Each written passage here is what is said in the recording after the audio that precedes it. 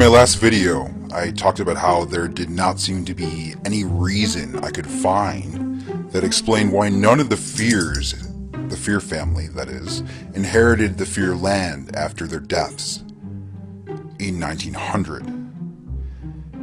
This is not completely true, though. One piece of the Fear estate was inherited, their summer house on Fear Island. So let's talk about Fear Island.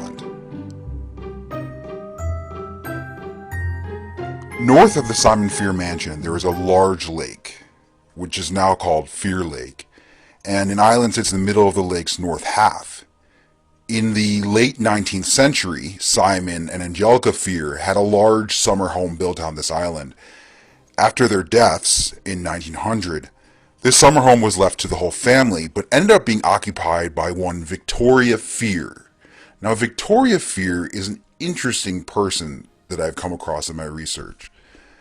This woman is just as mysterious as many facets of the Fear family story. My research has not pinpointed exactly how she is related to Simon Fear, but after moving into the summer house on the island, she became a recluse and a shut-in. The only thing I could discover was that the woman had a favorite hobby, taxidermy. She amassed a collection of dead and stuffed animals in the Fear summer home. When Fear family members did get to visit the home, Victoria would leave dead animals under their beds, as if to tell them they were not welcome. In the summer of 1925, a man named Dennis Fear came to visit his cousin Victoria on Fear Island. He found the house overrun with taxidermy and searched the house for Victoria. Think of something like on that modern show Hoarders. He found her dead body in front of the fireplace, having been completely stuffed, like one of the taxidermy animals. Rumor has it she stuffed herself. The death was officially ruled a suicide, but how someone could do that to themselves is beyond me. Like most places in Shadyside, sadly, the death of Victoria Fear was not the last horrific event I discovered occurred on Fear Island.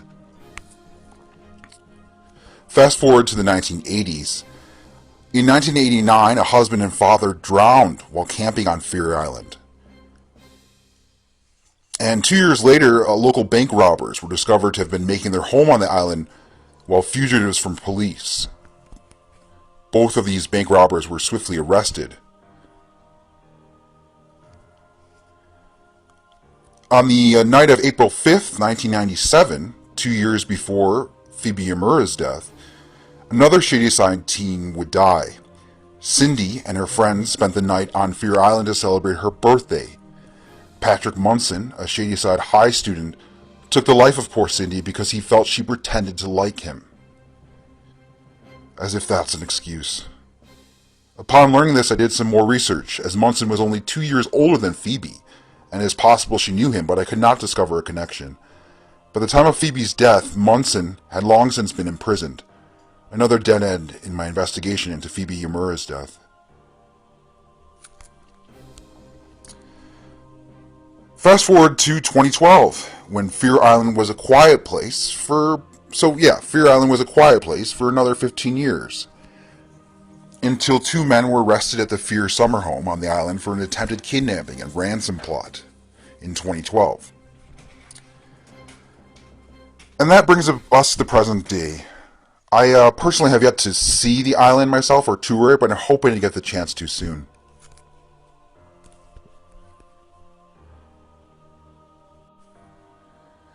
So tell me, have you seen Fear Island? What's it like?